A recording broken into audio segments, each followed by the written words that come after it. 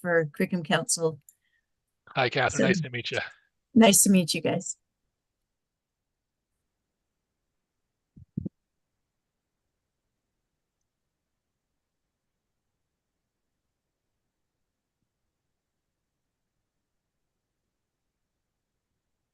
Should be all good.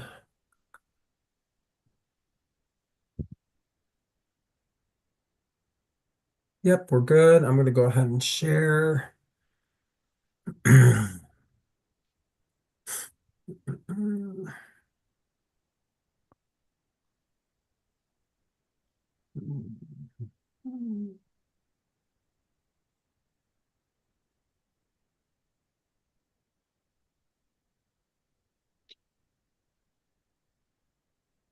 You all can see the agenda, right?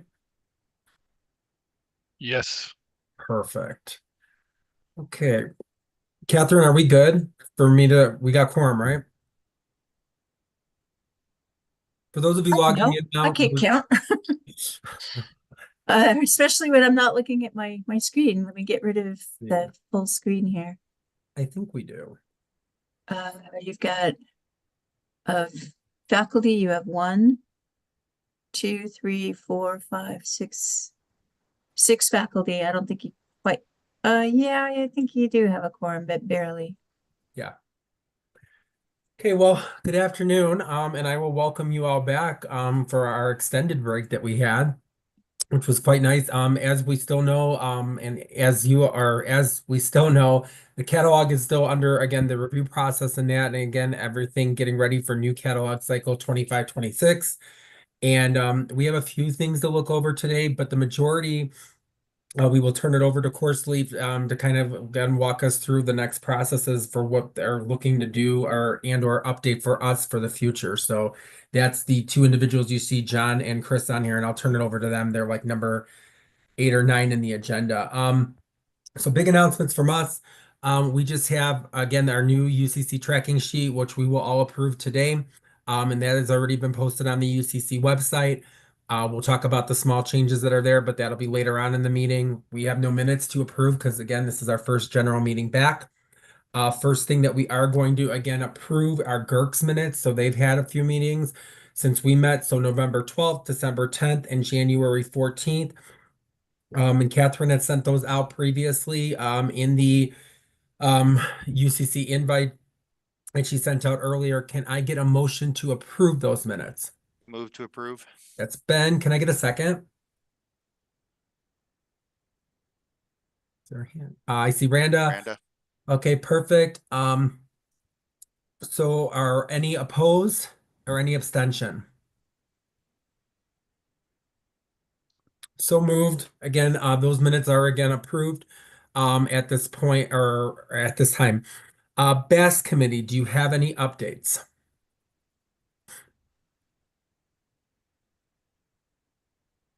I don't believe Bob we on. have. Bob is out today. Yep. Yeah, you didn't say he had any from yesterday's executive meeting to share. Okay, cool. And Tiffany, no?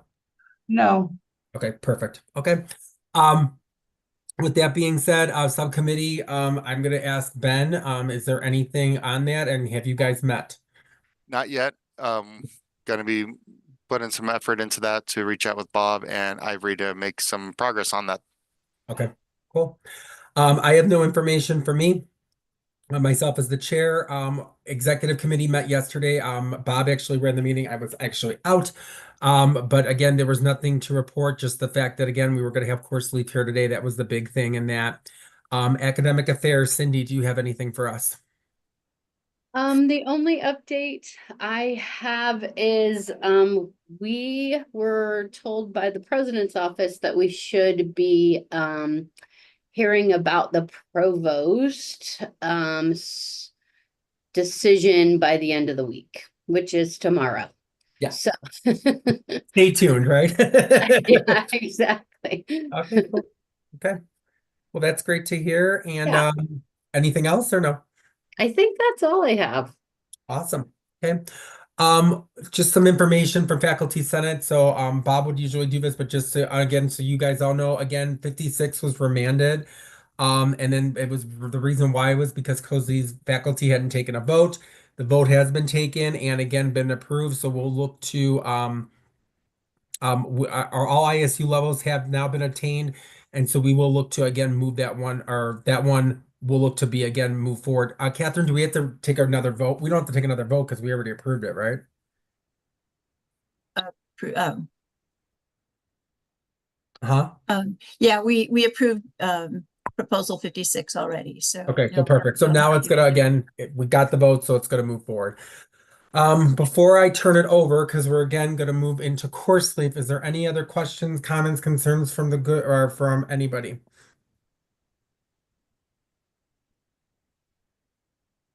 Okay. With that being said, I'm gonna turn it over to again course sleep. So John and Chris, the floor is yours. Great. Thank you, Wesley. Appreciate it very much. Thank you, everybody, for allowing Chris and I to join your meeting today. Just to make sure we're all aligned today, we'll be showing you Course Sleeve Kim, which is our curriculum inventory management solution. I know you're all familiar with CourseLeaf and the fact that we have partnerships with you already through the catalog and through your class scheduling solution class. So we're very excited to show you Kim today. Again, my name is John Killalea. I'm the Senior Account Executive. I'm up here in Oregon, so not too far away from you. I'll go ahead and introduce and let my colleague introduce himself. Chris Gansmere, he's coming from our home office in Iowa City, Iowa. Chris? Hello, everyone. Coming to you from snowy Iowa City, Iowa. We just got about 4 to 6 inches of snow over the last 2 days, so I'm sure you can sympathize with that. Happy to be here today. I'm a solutions consultant here with CourseLeaf, and I bring with me 5 years of experience within our organization. I've been in our support team as well as our training team. So some of you may recognize me from our training materials in that regard. And then about a year ago, I transitioned into this role. So I really partner closely with John and the other account executives to help give product information, give demonstrations during the procurement process. So for all of you, adding on a new module to the suite of products that you already have with us. So happy to be here today and share some of that experience with you about what other institutions are doing, how they're utilizing CourseLeaf Kim for their curriculum updating. So back to you, John. Okay, thank you so much. And it looks like I'm going to stop sharing real quick here. I got a little tricky on that. Let me go back here and try this again here.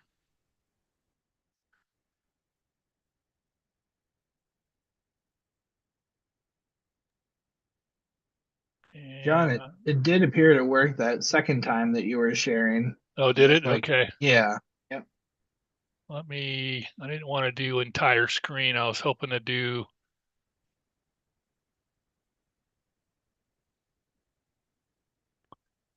Yeah, usually it gives me the choice of screen 1 and 2, but I got too fast there and I hit entire screen, which I didn't mean to do. So let me just try to do this real quick here. Looks like I'm Okay. seeing the first slide. Yep. Okay. We'll try to go with that. So I want to make sure we get right to the demo, but I did want to just provide a little bit of context here as we kind of get through the demo. And I will go ahead and just kind of kick us off with, as it relates to your curriculum processes here. We deal with this a lot, right? So we meet with a lot of folks that are still doing this kind of manually within Google Sheets or Excel sheets. And so, this is probably nothing new to you. Lots of paper and dual entry. Sometimes you don't know which edits have been made and by who. Things are out of sync with Banner. And, it's oftentimes just cumbersome for faculty to update or create new curriculum. They sure have a lot of other things they need to be doing. And so we want to make sure we provide them the easiest and most efficient possible way moving forward. So today we'll just go into Like I said, the lion's share will be in the Kim demonstration, and we'll make sure to leave some time for questions and answers. And I think we'll probably, as far as just the timeline, doing the demonstration over the next 30 minutes, and then maybe leaving some time at the end to answer any questions. Please feel free to ask any questions as we move along as well. So a little bit is going to be already known to you. So we have really five modules that make up the actual solution itself. And so today we're going to be honing in on Kim, which is the proposed course for programs and courses approval process. As you already know, you're already working with our catalog, and we'll talk a little bit about how that can now be integrated with your catalog, which we'll talk about that moving forward. As I mentioned, you're also using our class section scheduling, and then kind of moving through the academic operations, we have PATH, which is our student registration, student advising, and student planning, which kind of takes that information from class and puts it into a real nice way for students to register online. And then last but not least, we have our SIL, which is our online syllabi, which then provides the student the ability to see what syllabi is once they register for their classes, and provides faculty a better way to manage their IP and all their everything to do with their syllabi. Obviously, you know, integration is utmost priority. So that you all with being Banner, it's one of our probably most popular integrations. I'd say probably Banner and PeopleSoft. And so we will talk about how this is all integrated with Banner as we move forward here. And then as always, you probably always hear us talking about, well, we want to make sure that what we provide you provides a great way to make it easier for your staff and your faculty, introduce automation, make it more efficient. But we always want to make sure that we look for what can help drive positive student outcomes as well. And so we'll talk a little bit about that and how Kim can help in that endeavor moving forward. So the first thing we're going to look at here is what we call intuitive forms that pre-populate. And so one thing I want to mention to you is all forms are not the same. So if you look on the left, your typical solution out there is kind of we talk about a course data structure is kind of one-to-one on the left side. So which makes it very longer than it needs to be, more complicated where it needs to be. Whereas with CourseLeaf, we have these dynamic forms, which I'm going to show you here in a second, which can actually go from many data sources to one, and you can have one to many. And what that means is really is just providing you the information in these forms to provide the actual faculty member the minimal amount of what they need to see in order for them to either edit a form or propose as they go in and be a proposal originator. They don't need to see everything under the sun. They just need to see what's important and what's needed by them for their particular program. And these dynamic forms enable us to do that. So we'll take a look at that moving forward here. So with that, I am going to go ahead and go into the actual demo here to start us off. And I am going to, and for some reason, yeah, that really, let's see if I can bring up, well,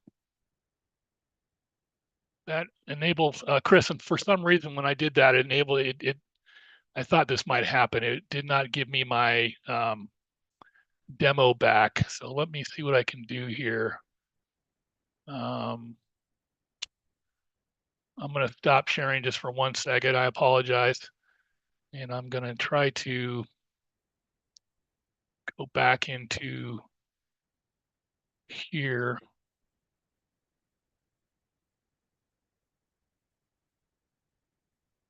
Oh, let me try this.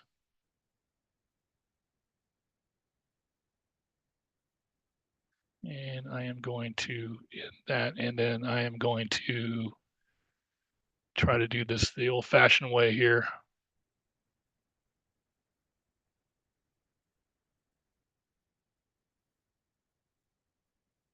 Okay, Chris, can you see that okay now? Okay, good. Yep. Okay, so where we are now here is I am in the new course leaf 10. And this is really where everything is consolidated. So this is our new dashboard. So as you can see at the top, we've taken all the different modules here, which used to be kind of standalone, and now they're all in this one nice area here, centralized. So you have your catalog, you've got your Kim, which again, Kim is going to be both courses and programs. So you have both those here. And then of course you've got your schedule, which is your class. And then if you had the other modules, they would also appear here as far as path and fill. So in this new course leaf 10 dashboard, every user, whether they're a catalog user or they're going to be a Kim user or they're a class user, they're going to have their own personalized dashboard. And so as they log in, they're going to see everything that's been assigned to them. So they'll have their particular items here. So that could be a certain class, it could be catalog, it could be a variety of different things. And it'll show him on this kind of this thermometer, if you will, that this particular user has 172 items in progress. They have 3 pending, and they've been fairly productive as they have 137 done. And then I can go into my workflow as well. So if I click into workflow, it shows here as I log in that I've got 4 workflow requests that are being asked of me. So again, very easy for this particular user to go in here. Now, this might also be a dean, anybody that's involved in workflow. Workflow is a big component of Kim. I know you probably see a little bit of workflow within catalog. And you probably see some of that workflow in class. I would say workflow in Kim is probably well more prevalent. Probably a lot more different types of workflows you're going to have in Kim.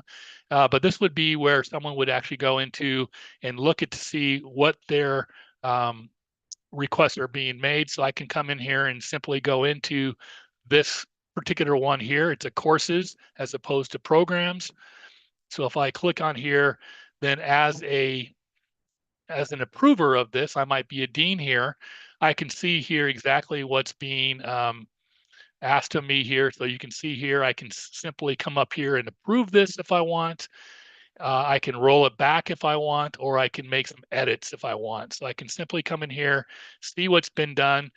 As you can see here, we have the easy red and green markup that shows what's been marked out, right? The red with a strike through and what's been replaced with the green double underline. I can also see other things that have been added here, and I can see the workflow. So in this case, we're going to go into workflows quite a bit here today, but in this case, we have an 8-step workflow for this particular course. And this is just showing you that it's in that first step. So it's in that curriculum committee vote chair. And we'll talk about how you can do voting. And then as you can see, it goes on down. It'll eventually make it down to the dean. And then eventually into the last step is typically once everything's been approved, it goes into the banner workflow, which then gets bridged back into banner once this is all buttoned up. So as you can see, more real. It's nice that it shows you the red and green markup. There's no guessing as far as what that looks like. So again, in this kind of scenario here, I'm just looking at this from I'm an approver. I've logged into CourseLeaf and I see that there's been some requests of me to approve, and I'm just simply doing that as kind of to start off my day, if you will. So in this case, as I mentioned, I can do a couple things. I can go ahead and accept the proposed changes, put any comments here as I want. I can view the voting results. I can then approve it. If I wanted to, I could roll this back. Say that I mentioned maybe I saw something from the originator, from the proposal originator that I need to correct. So I might put something in here and say, hey, you need to look at this. And so at any point in workflow, you can actually roll that back. And then I can also edit. So if I go ahead and click edit here, I can come in here and make my changes here that I want, or edit anything I want here as well. So that's just a quick look at the dashboard and really going in and looking at the ability to look at, see what do I need to do, what do I need to approve, that kind of thing. So I'll just kind of go back here, back to my dashboard.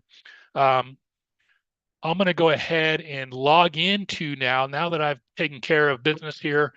I want to go ahead, maybe I'm a faculty member and I want to go ahead and log in and finish some of my course editing, and maybe I want to propose a new course. So I'm going to jump into courses here.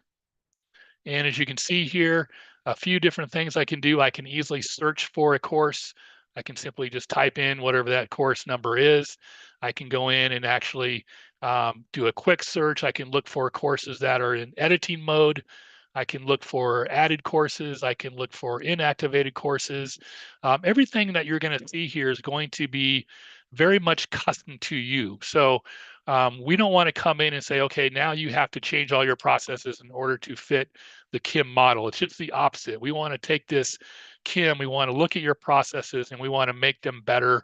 We want to automate them. We want to give you more visibility. We want to give you more transparency and such. So now if you come to us and say, hey, we wouldn't mind learning maybe some new processes. Of course, we'd be happy to provide best practices as far as what other schools are doing, because maybe there is a process that you think is not working well, and you'd like some examples of what other schools have done to maybe improve that process. But we don't want to come in and change everything just to make changes. So I'm going to come in here. I'm going to go into a specific course here. I'm going to say Chem 5370. And I'll go ahead and search for that. And up comes up, I have Chem 5370 computational chemistry. The status is in edited mode, so it has yet to hit any kind of workflow. So I'm still working on this. So I'll go ahead and click in here. And I'll go ahead and take a look at this this one in progress here. I can easily see here. If I want to see the workflow, I can click on the workflow. We're going to get into more workflow here next here, but this kind of gives the faculty member a quick look at the workflow that's coming up here. So you got here a committee chair, you've got chair a vote, you've got approvers, you've got deans and whatnot. We'll go back and get more on that later. And then here, if I want to go ahead and do a couple of things, I can create this as a PDF. If I want to down this into Word, or if I just want to shred this proposal and start over, I can certainly do that. One of the things before I edit this course, a big thing is what we call the ecosystem. And I know through some certain conversations I've had with some of you, this is a pretty big step that you all take in your current process in what you call impact statements. And this is also what we kind of refer to as an impact report. So what this is showing us here is where this course, any changes to this course, 5370, is going to have an impact on all these different areas. So it's going to show you catalog pages that are referencing this course. It might have programs that are referencing this course. So this is all that downstream that's going to have an effect if you change it. So what we've done here is provided you this easy visibility into how that's going to affect. And then you can also take steps to alert these folks. So you can do something like what we call an FYI notification, which is basically a quick email automatically goes out to someone that needs to know, hey, this is being made, this is an update being made. Or updates can be, you can bring in certain users, if they're if they're administrator user, you can bring them into workflow to let them know that this is going to be changing, and because it's related to maybe a cross course or a cross listed course, or maybe it's on a program page, to let them know. So this is a huge, I'd say a huge feature that a lot of our users get a lot of benefit from, so they know exactly what's going on and when to let them know. Okay, I'm going to go ahead and show you what it's like to edit this course. And I kind of set up front, these are dynamic forms. And so what do I mean by, dynamic forms and such? So the first thing I want to notate here is um, these are going to be completely customized by you. So when we come out to your campus and we look at your current forms, we basically replicate what you have today. We're just going to make it more automated for you. So, but the nice thing is when a faculty member logs in here, we want them to be able to do as least as much information or see as least information that is necessary. If they don't need to see a whole section or a whole page, it's not relevant to them, then we've made it so this form could adaptively display and not show that to them, or vice versa. If it's something like like a conditional, like it's a gen ed or something of that nature, they can then actually see that information come into play. So I'll just show you some examples of that as we kind of come down through here. For instance, if this is a repeatable course, if it's no, that's fine. If it's yes, then I have more information that I need to fill out, total completions and credits available. But if it's not, there's no reason for that to take up real estate or confuse anybody of what that looks like. So, and that can be done on any of these fields. So they're very dynamic, and it's very um, conditional logic, if you will, based on these forms. On average, we've seen a university or institution go from, say, 10 to 15 forms down to 2 forms in many cases because of the fact they're so adaptable. So, and of course, we're going to look at your forms coming from the undergrad perspective as opposed to a graduate, but that can all be taken care of once you start to fill out the form. So up here, if I go ahead and choose my effective term, we'll say 2024, and I'll say this is chemistry, or I'll say criminal justice. You can see here it automatically adapts. So the actual faculty member just simply needs now to choose the department, which it helps, and that automatically fills in the college. So it takes a lot of the onus out. A lot of this information that you're seeing is pre-populated that's coming over from Banner. So we have what's called the Banner transfer package, which is similar to class, where we're going to bring all the necessary fields from Banner, the curriculum fields, over into this initial screen. So it's already there. So you, as our CEO always says, faculty don't need to be learning about Banner. They have other things they need to be doing. So we've taken the onus and brought all that over here, so they don't have to get involved with all Banner. So things like that, easy check boxes, easy types of drop downs. Anything in red here, you have the choice to have, like in anything, it's a required field. Easy drop down, but and again, this is all going to be customized to you as far as these different types of questions. As I kind of scroll down here, you've got course details. You got the ability to put co-requisites in here. As you can see, we're grabbing all this information from the student information system from Banner, all the course titles here to simply put those in there. I can go ahead and add selected, close that, and now we have a co-requisite. Same thing with Banner prerequisites. You have the ability to do that. These are Banner restrictions that you can put in here. We also have the ability for your faculty to put in their student learning outcomes. Very intuitive to come in here, simply add, cut and paste in there. You can come in here and you want to move these up, you can do that, very easy. Now, while we're not an official course assessment solution, we do understand that assessments do play a part. So we do have the ability for a faculty to come in here to put in some high-level course assessments, whether that's finals or review tests. They can put in a description and then save that points percentage, so they can go in and build all that out.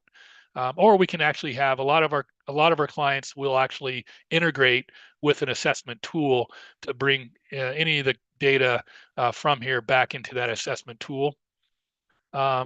another example of the dynamic ability here, and the ability to have conditional logic is, for instance, if this is a GE course, if I say yes, then more information appears, right? So I can come down here, start to fill out that easily. I can attach a file. So as you can see, it just automatically intellectually builds itself. Whereas if I say no, then they don't need to see that. They can just move right on. So real easy to integrate those banner fields so that the faculty doesn't have to mess with that. And they can then come in here and actually start to edit. They can save their changes. They can go ahead and, if they're finished, they can go ahead and start that workflow, which is that approval process, and then away they go. So, Chris, I'm going to take a quick step back here and see if there's any questions or if you have anything to add there.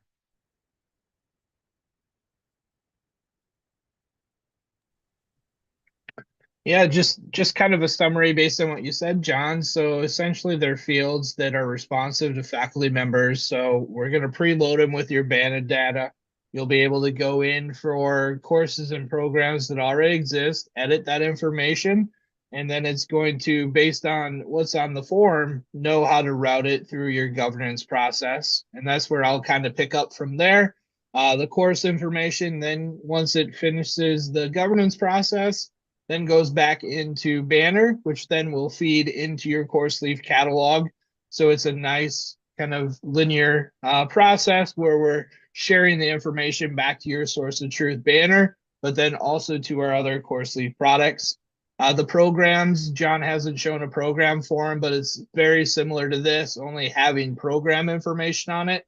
Those programs, once they're done with the workflow, will then publish into the catalog based on the catalog effective term. So whatever catalog edition is selected at the time of creating those edits for the program information, then feeds into the catalog. So hopefully you can see that it's a very seamless process, easy for faculty to use, and then integrates into your other systems. Great, thanks, Chris. And if you see, if I just quickly come here to administrative tools, and you do have the ability, you can actually flatten this form. And when we flatten it, you're going to see all that logic built behind the scenes. What's nice is that once we go in and we help you create these forms, this is kind of a one-time thing unless you need to make some tweaks along the way. But this will just show you all that logic behind the scenes that makes it very easy for a faculty when they come in. As they go through that form, all this is going to be automated for them. But this is kind of just gives you kind of a behind the scenes look when we flatten that out to show you all the if thens, right? If you will, if I choose this, then this happens. If I do this, then that happens. So a great way to kind of just see all that kind of behind the scenes, if you will. And then as Chris mentioned, the program forms very similar here. So if I come back in here and go to, let me get, this thing is going to be in the way here. I come back here, I go into programs and I go into American Studies. This is going to be consistent, right? It's going to have the same consistent look and feel. You'll have the ability to come in here, choose that, whatever that might be. So right now we're in the American Studies. I can see the workflow here. Everything is going to have a history, by the way, so a full audit trail here to the right of anybody that comes in here and makes any type of changes, whether it's one change or 100 changes, full audit trail of who's doing that at what time. And then, of course, we got the preview workflow. Now, the thing that's nice within the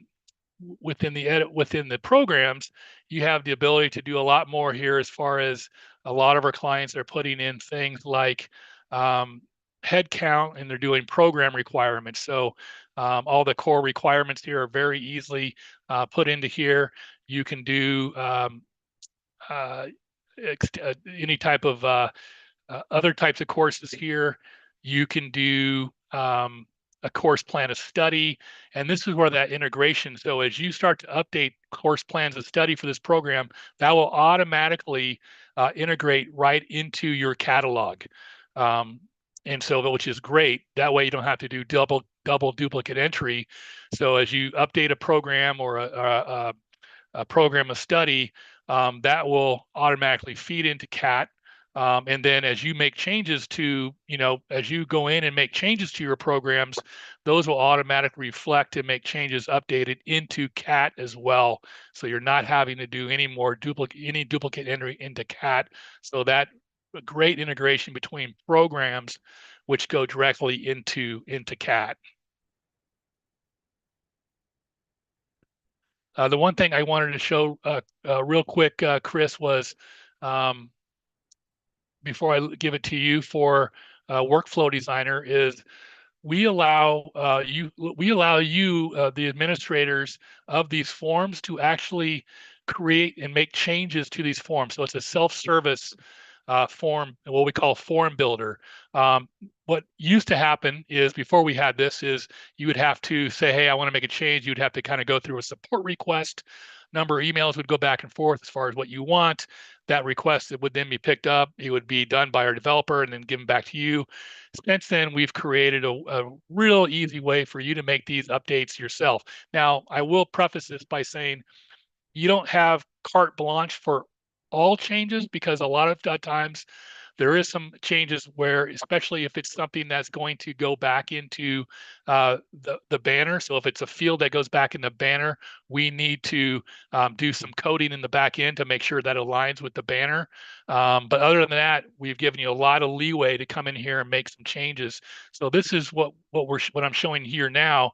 I won't go too much into this, but you can see how just easy as if I wanted to come in here and say, I want to go ahead and add a pick list, I can simply come to my widgets over here and choose whatever that might be. I can choose a pick list and I can put it up here or wherever I want it in the form, drag it in there, and then have the ability to program it from there. So if I wanted to add a yes, no Boolean, I can simply label it. I can give it the attributes that are needed, any notes, and then go ahead and add it that way. So lots of different ways to take away fields or add new things, or if you need to make an edit to something, very easy for you to go in. We'll train you on this, on how to use Form Builder. Very easy, drag and drop, simple to use. And then we'll let you know too, as far as what are some of those major changes that we may have to get involved in when it comes to the banner bridge. So Chris, just wanted to hit on that.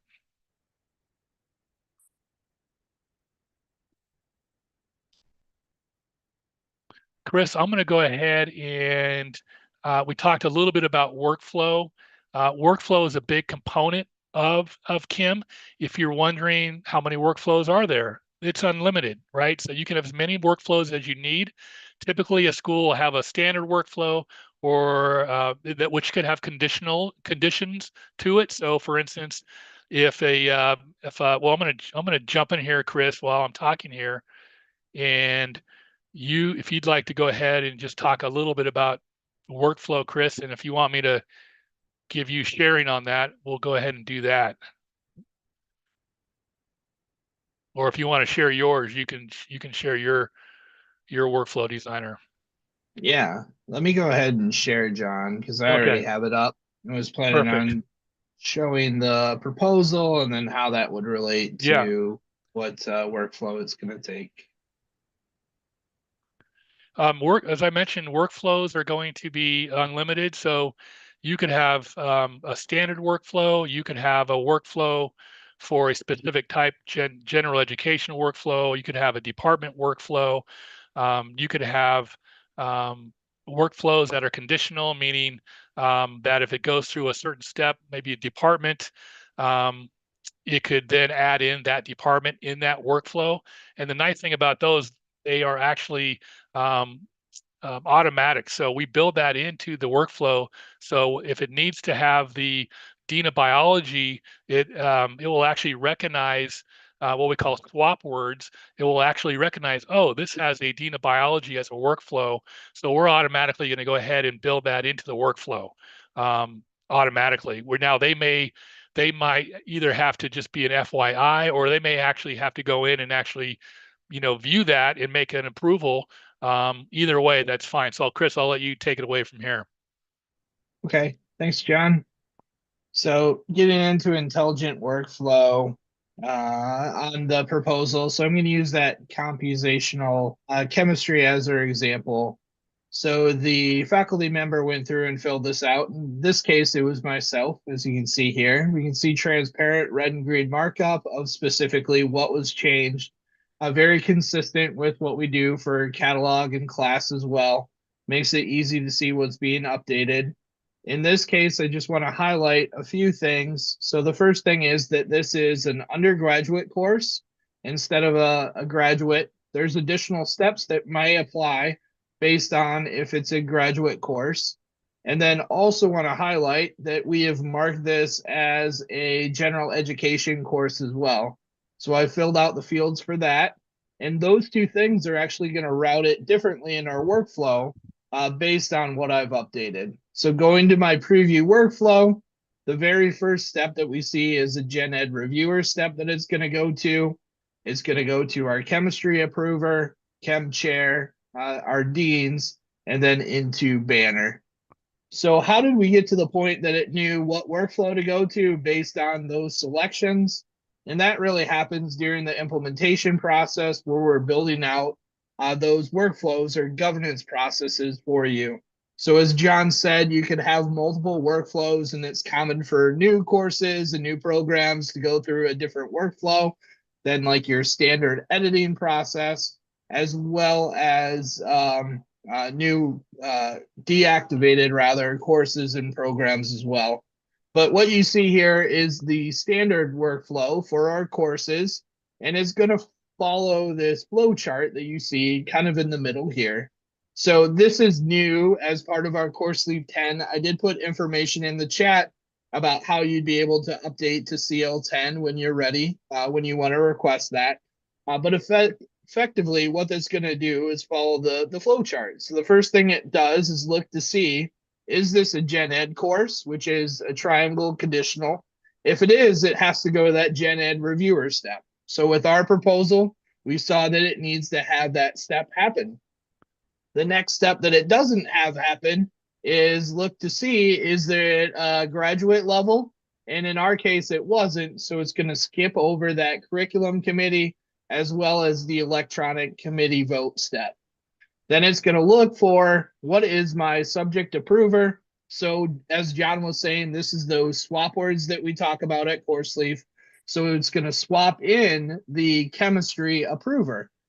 So over on the side here, you can see all of our subject codes have their own approver role. And in our case, we're going to find the chemistry approver, and then it's going to send to this particular person. So in that way, we can have one kind of standard workflow, but then include or not include your personnel depending on the different governance process that you need to be upheld. So then it would go to the department chair, and then the college dean, and then the banner step. There can also be notifications that go out. We call this FYI notifications. So for example, instead of having it be an approval step like John showed where the user can edit, roll back, and approve, the individual will receive a notification. Within that email, they'll be able to click a link, log in, and view the proposal within course leave to see that red and green markup of what's being updated. This interface is very easy to maintain and add new steps to it.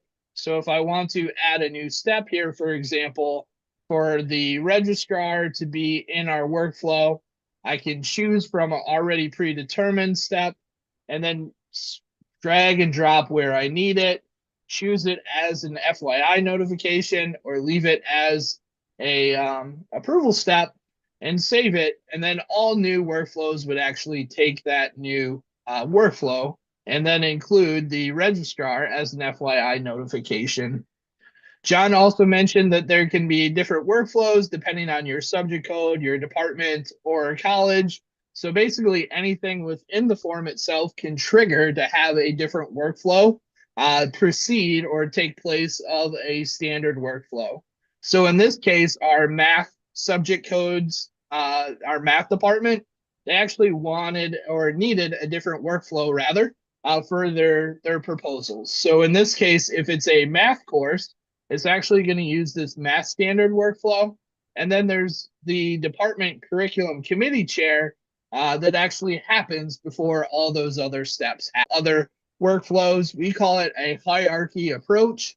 Basically, there's a hierarchy built into your workflow logic to say, look for the most specific workflow that's created. So is that the standard workflow? Is there a more specific workflow like math standard, etc.? So this makes it easy for the faculty or the course leaf administrators rather, when your governance processes change, if they need to make a new workflow for a certain college or department, they can easily build that out without having course leaf need to do development work. So all that structure is built in, and then this would be the tool that would be used to actually update and create those workflows. So moving back to our slides here, that was all about intelligent workflow. And that's really just about making sure that we're standing out against other vendors. So with CourseLeaf, as we mentioned, as a faculty member, you would go in, you'd update the information on the form that you need to, and then you click a Start Workflow button. And then our intelligent workflow then includes or does not include people within your institution, depending on what's being updated on that form. Other vendors make your faculty actually choose what the workflow is or build it on the fly. We found with our experience that that isn't the faculty member's primary responsibility, or they don't really have deep knowledge into what those workflows need to be. So that's why we do an automated approach that builds upon that smart form that we talked about. So first is building those forms in a way that has the information that you need it. Second would be building upon your workflows to include steps or not include steps, depending on what that curriculum is within your institution. So the intelligent workflows are really just about improving accuracy, improving faculty satisfaction in engaging in curriculum updates, and then ultimately data sync and updating the information into your catalog or back into Banner. So that was the intelligent workflow. John, anything else to add there before we move to our integration into Banner? Yeah, I think that was good. The only thing I'd mention is as you're looking at these steps, know that these are not like steps. You have the nomenclature, right? You customize the nomenclature. These are just examples of what we've come up with. So you can add your own nomenclature to these and really make it a very specific workflow that uses your language and that kind of thing. Yep, that's a good point. Both the language on the forms as well as the workflows, the steps themselves, they can all be configured to your institutional names. All right, so the next thing is advanced integration. So I've talked about this a little bit, but essentially John did too. So the form represents kind of the human recognizable elements of a form, right? So the course title is seen as course title instead of where you store that in Banner. So the user doesn't actually see the Banner name or the tables. They need to know how to update a form, and then CourseLeaf does all the heavy lifting of ensuring that the data within Banner matches what's in CourseLeaf. So we talked about how we start out by creating all your courses in CourseLeaf with its own course and program form. The courses then have a continuous sync process that happens. So during the time of having CourseLeaf, we receive your updated information of your course inventory nightly. And essentially what we do is we take the fields that we are having on your form and match that data from our own CourseLeaf database to what we're currently receiving from Banner. And then we can identify, hey, these are the fields that are not the same or don't sync, if you will. And in that case, there's reports that administrators can run to say, hey, this information was updated in one place, but not the other. which one is the source of truth.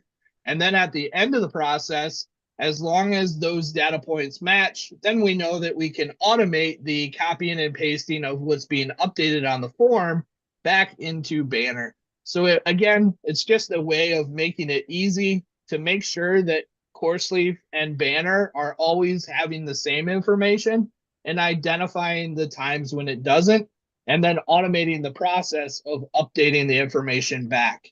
So what this actually represents here, this is our tool that's called Which Fields Are Syncing, or Why Does This Not Sync? Effectively, it's a report that shows that comparison of the Kim data with the latest Banner data, and holding the proposed new updated information, the red and green markup, if you will, within the middle there. As long as they both match, then that information can be copied and pasted over. So for CourseLeaf administrators, what that looks like is a Banner bridge queue. When Banner moved from self-service 8 to self-service 9, they actually took a lot of the functionality that we use out of our bridge. So we actually developed our own in-house bridge preview. Previously, it was held within self-service. But what that allowed us to do is actually allow for the comparing and bridging of up to 15 fields at a time.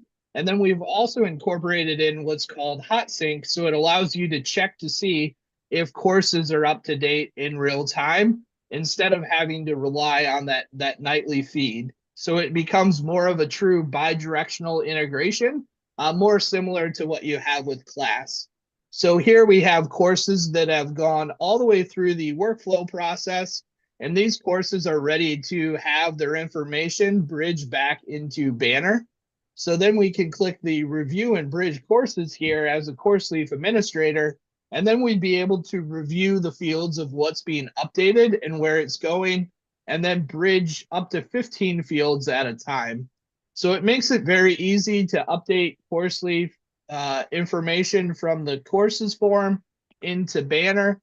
We're also doing an update of that Why Does This Not Sync tool. We're actually changing the name to How to Sync to give it a more of a actionable kind of feel to it, if you will. So here, this is an example of a PeopleSoft Banner or data model, but it would be very similar for Banner.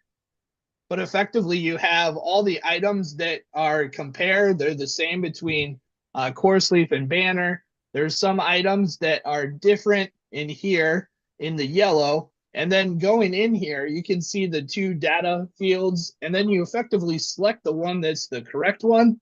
And then it gives you action of what to do. So either update CourseLeaf with information or update Banner. And then it makes sure that the two are in sync or are the same. And then the process is essentially completed. So that's a little bit about our integration.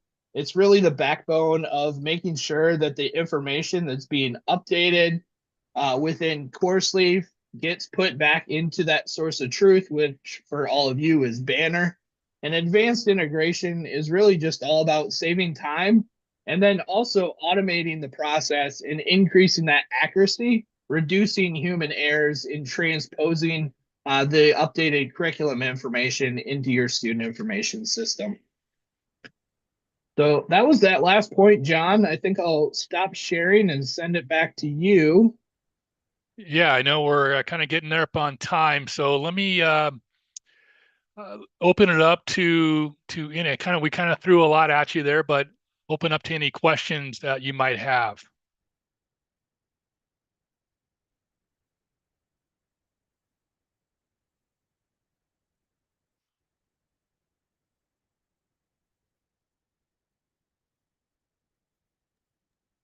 Go ahead, Jessica. Can you hear me all right? Yes. Yeah. Okay. Ken? How would you rate the usability of this tool versus the tool we currently have for editing the catalog? Good question. I know Chris has extensive experience within the catalog from his training days. Would you, Chris, would you want to take a stab at that one? Yeah, absolutely. So the catalog essentially has tools in it that you can update for like tables and things like the course list and the plan of study, the term by term plans. We actually utilize those within our KIM programs. So a lot of the same logic that you're already using with what we call our page body editor to update that content is also utilized within KIM programs. So those of you that are familiar with updating a catalog page, updating those program tables would essentially be the same thing or similar kind of process, but would just be in a different space in KIM programs. And the reason why we have a curriculum module is probably what you're asking yourself, as opposed to why isn't it handled in the catalog, is that KIM, our curriculum inventory management system, is able to handle more of those complex workflow governance processes to include people, not include people, and then also includes an interface to update other information that you might not be publishing directly to the catalog. So for programs that could be what we call metadata. So anything else that you want to collect about a program that you want to store within that record can also be added to the program forms. As far as the courses side, courses are very intuitive to use because we're effectively bringing in all the information from Banner of what your existing courses are. And then the users are effectively going in and they're updating those drop-down fields and then submitting it into workflow. So it's kind of a similar process to what users are using with the catalog, where the data already exists and they're going in and editing it. It would be just a different kind of usability in having a smart form rather than just having free form fields where you can put anything into it. So from that standpoint, it's a lot more streamlined and probably easier to use, in my opinion, just because there's drop downs with only certain selections that you can choose from, rather than the page body editor is kind of more open and kind of just the nature of a catalog versus updating a course or a program. There's a little bit narrower scope. So for in that regard, most faculty find it much easier to use because they don't have to be creative, if you will. They don't have to come up with what should go in this field. There's already selected options for them. Does that make sense, Jessica? And do you have any follow-up questions to that? I mean, it's reassuring to hear that faculty find it easier, as I've had positions where I've basically only had to use the catalog editor as a, approver once a year. And my experience every year is probably best summarized in the words baffling and infuriating. And so I just would not, a lot of new chairs and program directors are going to be getting into this system. And, it would be nice if it feels more intuitive. Yeah, Yeah, I they could definitely understand that. Yeah. and they definitely don't, faculty, they don't get into the weeds as far as like a catalog editor would, right? And that's why I said we want to make sure that that this process is very intuitive, so they can quickly go in, make the changes they want, and get that approval and move on. So that's where we really talk a lot about those that dynamic form and just showing them the information that they need to see, and not have a whole 3 pages of stuff that just doesn't make any sense to them. So yeah, good question.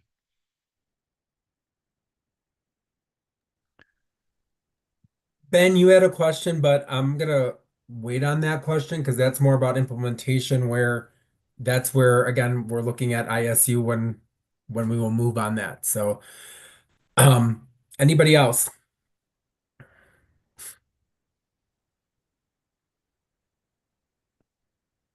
Yeah. Great. Well, thank you. Yes. Did this conclude your presentation? Yes. Thank you so much.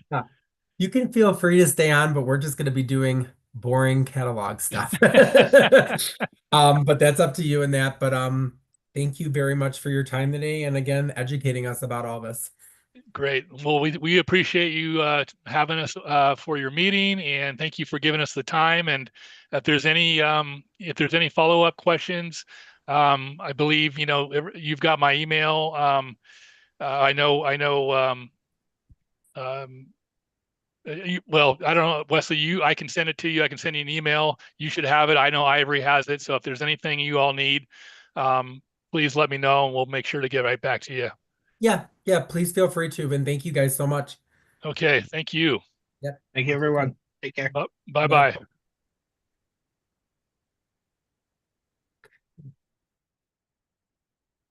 Okay, give me 1 second. I'm going to pull up the agenda here and then we'll go back to that. So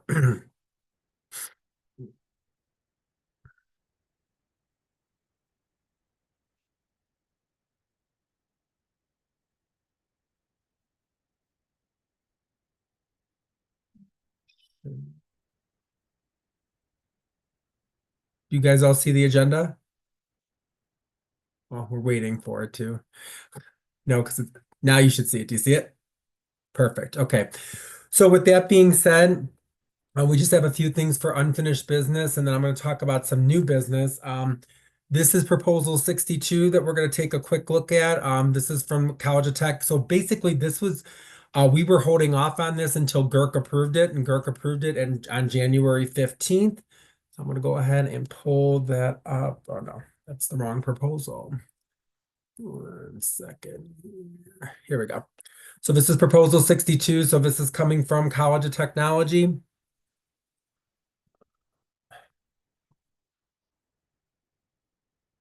Bear with me a second here while I try to get this going. Okay. So basically, this was a gen ed course that they are looking to propose. Go back up here. So basically, we're looking for a physical science course in applied technology. Again, looks like, again, registrar's office, GERC approved it. They signed off on it as well. Again, it's going to also satisfy general education outcome number 5. It's like everyone voted.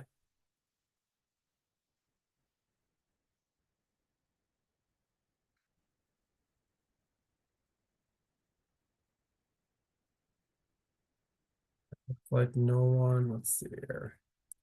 As I go down to impacts, I don't think anyone had any negative or again just said no. So it looks like we're good. That being said, motion to approve 62. I move to approve. Ben, can I get a second? The raise a hand or that's Randa. All in favor, either aye or raise your hand. Any opposed? Any abstention? So move 62 is approved unanimously. Okay, next on the agenda is our new form. So this is what the blank UCC proposal form will look like for 26-27. It is already on the website. So again, feel free to bring back to your colleges that, again, if they need to start requesting proposals for next year, again, they are more than welcome to do so. And they have the form there in the registrar's office, and or Catherine will get this out to you. Small change. There's a small change in regards to the impacts. And basically about the impact responders and making sure that, again, they fill all that lovely stuff out. Yeah, and Wesley, if you'd scroll back up to the that impact table Which is right. right there. Yep. No, keep going down. That's the signatures. Keep going down a bit. there. Right Impact there. assessment. Yeah, okay, the reviewers would as just a little bit more. Just Okay. below that table. Like the line below it. Okay, this is where the impact responders would now record all the concerns here so that it's all up near the top of the table.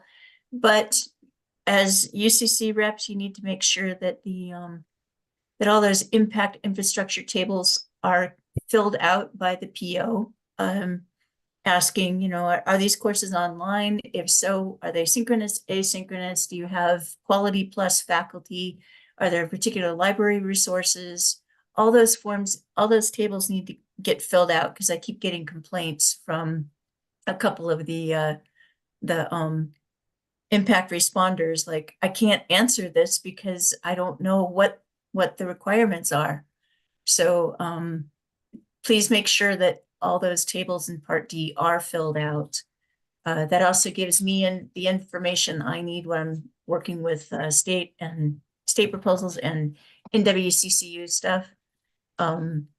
So all that information is important. It's annoying, but it's important. But all the impact concerns should now be put up at the top of the right there underneath that table. They can just go ahead and type no concerns like they've been doing, but if they do have something, then that's where it should go. Thank you, Catherine. With that being said, that was basically the biggest change. With that, just again, putting that stuff up on top, like she said, everything else is pretty much standard in that. Again, as UCC reps, it's again, your responsibility to make sure to work with POs if they have questions. And if not, if you don't know the answer, reaching out to myself, Catherine, Ben, or Bob, any of us on executive committee, or again, academic affairs or the registrar's office, they are, again, everyone's more than willing to help again with that. With that being said, can I get a motion to approve our new form? Motion to approve. That's or second. Camille. Yep, Camille, and then I see that a second was you, Jessica? Yep, awesome. All in favor? Again, raise your hand or just an eye. Any opposed? Any abstention? So moved. Again, we are fully approved. I see something in the chat here. Oh, just Ben letting me know he's gonna be back, but Mona, you had your hand raised. Is that just to approve? Yeah, it was just to approve. I see that. Okay, Yeah. cool. Awesome. Okay. With that And being one more thing on that, I know that the chairs and some other people hate our form, and they would like to streamline it, but we really have done a lot of work to try to figure out how to make sure we get all the information catalog editors need. And I haven't had any specific suggestions on what they would like to see streamlined. So for now, we'll go with this, but things may change. And obviously, if we go to Kim, it'll change a lot. With that being said, we're going to move down now on the agenda. So all these again endorsements all these things that we're going to endorse, the proposals have already been completed and again approved. We are just endorsing them at this point. So that's again 1, 2, 3, 4, and 5. It's just basically our again like stamp of approval with that. With that being said, can I get for all of these for proposals for endorsement 1, 2, 3, 4, and 5 a motion to endorse? And that's Randa, and I see a second there, Camille. With that being said, those are endorsed again by UCC. We don't have to take a vote with those. Again, we're still 32 is still on hold with the forthcoming letter that again we'll look at a later date. With that being said, I do have one new again proposal for business that I would like to take up. And this will also most likely help us or prevent us again not from meeting again next week because again individuals are still working on proposals and there's nothing in the pipeline. Again, we're not going to look to quote unquote meet. With that being said, can I just get a motion to take up new business, which is proposal number 1?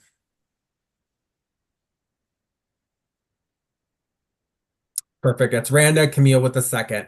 So that being said, I'm going to pull it up. I have a particular stake in this proposal because it has to do with the pharmacy technology program that I'm the program director for. So just to give you a little background on this proposal, we've been waiting until we went through our accreditation, which we just again got done having. And this coming from our accreditors, we're going to be discontinuing our advanced technical certificate. And then we're going to be making some changes in the future to our basic technical certificate, moving more into guidelines of a 100% online program that I will be working with our Director of Student Services and the Associate Dean and all those individuals about. So yeah, Tiffany, I purposely did say that just because I knew you would look up. I was listening. I know you were. I'm just giving you crap. So anyways, with that being said, we are just continuing this. We have not had a student enrolled in this since 2019. We just we put this together. Our dean, everybody else has signed off. Our UCC rep. It's nothing. It's not a big catalog change. Everything is striked out in red. Everybody again voted. I am the only faculty member, so again, I am the faculty vote with that. With that being said, there's no tables or anything outstanding. Talked about again the accreditation, which I already had mentioned, and then everything is striked out. Registrar's office already looked at this and we are good to go. The state proposal piece also goes along with it, which that was completed and done as well. So there is no, again, impacts, nothing that it's going to, it's just going to, again, just have our basic technical certificate, which is what industry and all that is moving towards. That being said, does anybody have any questions first? And if not, I will look to take a vote. Okay. That being said, motion to approve proposal 1. That's Randa. Can I get a second? And that's Mona. All in favor, either keep your hand raised or again, just say aye. Any opposed? Any abstention? So I was in favor. yeah, I knew I that. raised No, my you're hand good. a little. You're good.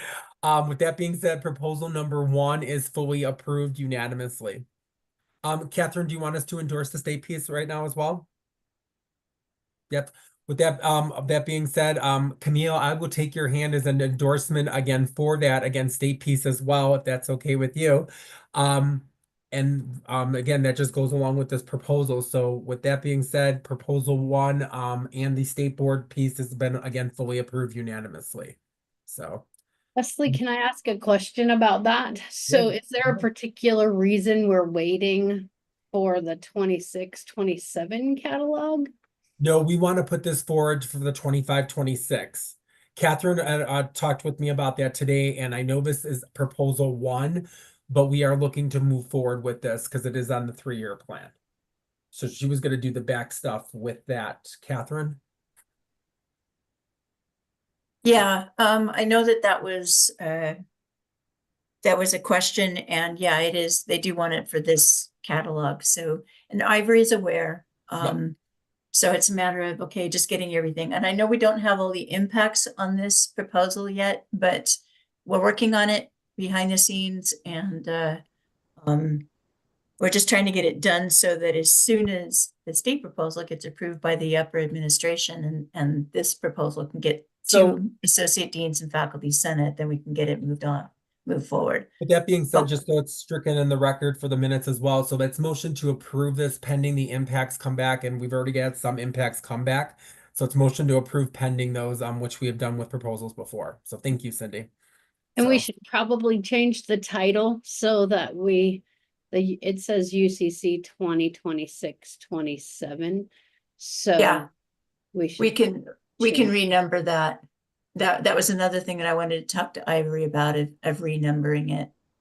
And yeah, I'll fix all that stuff. Which I talked to Ivory before the meeting. She's going to be 100% okay with that. So okay. So, but thank you, Cindy. So, that takes care of going back to the agenda here. That takes care of that. We've already endorsed the state piece.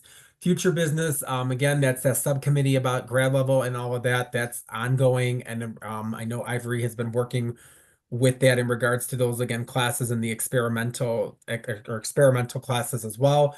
Right now, it's just behind the scenes with the catalog and again, getting that together. So again, when we have business, we'll decide, or again, we will meet, or if anything else comes from academic affairs that we need to meet as a committee. But I do not see us meeting next week. But don't hold your breath. You'll see myself or Catherine, all that. Cindy, is that your hand to raise to adjourn? It is. No, I'm kidding. Sorry. Go ahead. Yeah. So I have one question, and it's about Kim, that presentation that we just watched, so that everyone is aware. And I'm not sure if Ivory made this statement before the presentation started, but this is I don't know if it's a request, Office of the Registrar is very interested. They think that this would help streamline their processes. The graduate school is extremely interested. They have completely different processes than UCC has, but none of that would necessarily need to impact our use of KIM. The reason that the presentation came forward to UCC is you would be, key users, right? I mean, I know you don't stay on UCC forever, but it would be great to sort of just have your general thoughts. So, is there any feedback at all on this? I saw that Ben said, this I'm great. be a fan of this as long as we can get our workflow and our forms integrated into this. I think it'll be much more effective and help out a lot of our support folks that do this stuff in the background. But I know it takes a Herculean effort to get all of that figured out for it before it can be streamlined. And then that's going to bring my question, which Ben had, back to you, Cindy. When is implementation looking to take place? Well, really, I mean, this is part of the process, even to determine if we're going to implement, right? One of the key pieces was to ensure that UCC and grad council were supportive, just trying to make sure that you all even like the idea of moving to a new system. You know how this works, right? Like, this will be really painful for at least a year, as and then implementation will kind of be a little bit of a mess, and then it will be really helpful, right? And then our processes will be more straightforward and potentially simpler and those types of things. But it's this group that and people that will need to do a lot of weighing in on what should the workflow actually look like. How is this going to actually will have so there will be work, and there will be needs, more needs than typical is what I'm imagining from UCC and grad council. So there'll just be a lot more questions, right, for implementation. So yeah, I guess that those are just the questions. How do you feel about this? Are you supportive of trying to move in this direction? What are your thoughts? If it's going to make our lives easier in the end, then yes. And I feel it will. That's just my opinion. Yeah, anything that can centralize this and not have to keep, ivory like keyboarding and copying and pasting would be great. I mean, my experience with the other core sleeve system is that it's, as I said, baffling and infuriating. It does sound like, I mean, I truly do not understand how such a crap system could have been designed, but nevertheless, it might be more user-friendly on the registrar's end, and that's who really needs it. But this does seem like good in terms of centralizing materials and decreasing workload in the long run. I like When that. That's a Yeah. perfect word for myself and looking at when I look at course leaf now. So baffling is a great word. That is. When the registrar's office and I met with CourseLeaf a few months ago, we all agreed that yes, Ivory and Marin and I will definitely need to be very involved in helping set up and preparing these proposals before it ever goes to workflow. Once it gets sent to workflow, it's a nightmare to, you have to keep rolling things back and how far and all that. So as long as everybody's working with us to make sure that we get all the right pieces in place and help them make sure that they get all the right things done. And then when it's ready, that's when it would go to workflow. But we're still we'll have to work out all those details, but just be aware that we'll need to be involved on the front end rather than me receiving a proposal saying, oh yeah, it's already gone out and it's in workflow. It's like, no, back up. So it's going to take quite a while to get this thing set up if we go with it, and it will have a lot of questions, but I think it's going to work in the long run. And it will integrate the gin heads and the state proposals and the graduate school and everything else all in one process. So it should help a lot. We also talked with the University of Idaho, and they implemented, like 3 or 4 years ago, maybe 5. And so we got their sort of general impression as well.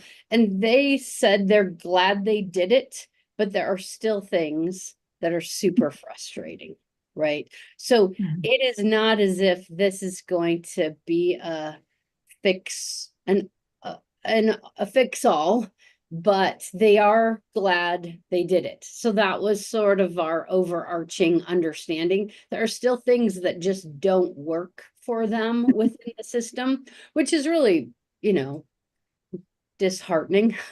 But they are glad they implemented. So just so everybody's aware, trying to go in with our eyes open, that this, it is the same system, Jessica. It's the same, right? Like, so it's not going to be just magically different. I'm imagining, right? Like we're going to be frustrated with things, but we're, it's not as if things are perfect now, right? I mean, we have to do all kinds of workarounds now. Most of it happens in the registrar's office, but okay. So generally I think UCC is saying they're supportive of implementation. That would be my understanding as well. Yeah, I don't see anyone else saying otherwise, and everyone's been positive. So yeah. As Cindy said, Thanks. thank you. Yeah. As Cindy said, there will be headaches along the way, but we'll get through those like with everything that we do with just curriculum in general. With that being said, can I get unless no one else has anything, which I don't see, can I get a motion to adjourn? Move to adjourn. Ben, thank you. And I will be in touch with all of you, myself, Catherine, Executive Committee. You guys take care, stay safe. And Pocatello here enjoyed the snow if you like it. Be careful, everyone. Yeah, be careful. Thank Yeah. you. Executive Committee, stay on, please. Okay. And I'm going to stop recording.